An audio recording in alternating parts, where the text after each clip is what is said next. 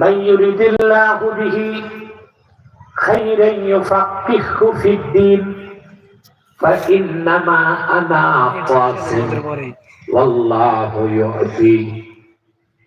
আল্লাহ তার যে বান্দার কল্যাণ চান, ভালো চান, আল্লাহ তার সে বান্দাকে দ্বীনের সমঝদার বানায় দেন। ইউফাক্কিহু ফিদ-দীন, ফাক্কাহা ইউফাক্কিহু মানে ফকিহ বানানো। কি বানানো? নজরুদ্দিন আইনি ব্যাখ্যা করেছেন বুখারী শরীফের শরাতে, ইউফাক্কিহু ফিদ-দীন আই ইয়াজআলহু ফাকিহান ফিদ-দীন।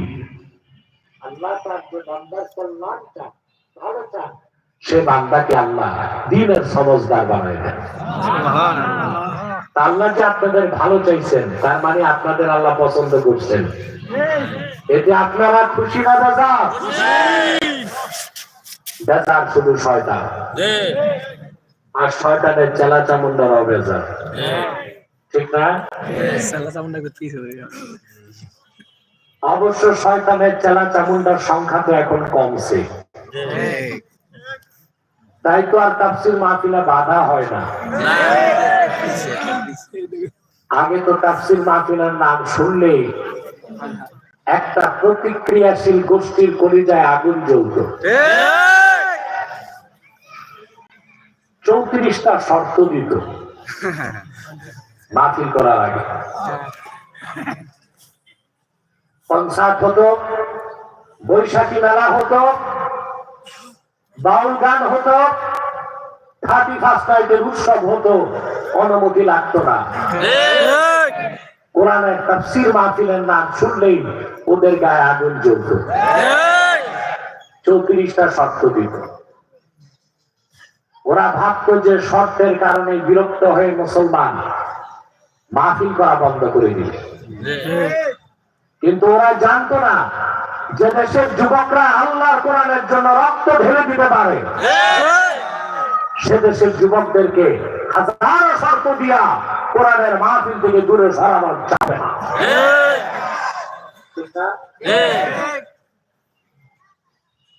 সম্মানিত সুধী, বেজার হচ্ছে শয়তান। এখন শয়তানের একটা চেষ্টা বাকি আছে, একটু পরে তো মুনাজাত করবো। মুনাজাতের আগে উঠানো যায় কিনা শয়তান কিন্তু চেষ্টা করবে। আমরা ন্যাক নিয়োগ করে শয়তানের নাপাক গালে একটা চপেটা ঘাত করতে চাই। আমরা নিয়োগ করছি কিছুক্ষণ পরে আজকের মুনাজাত করে গুনাহ মাফ করে নিষ্পাপ বেহেশতি আল্লাহওয়ালা হয়ে বাড়ি যেতে চাই।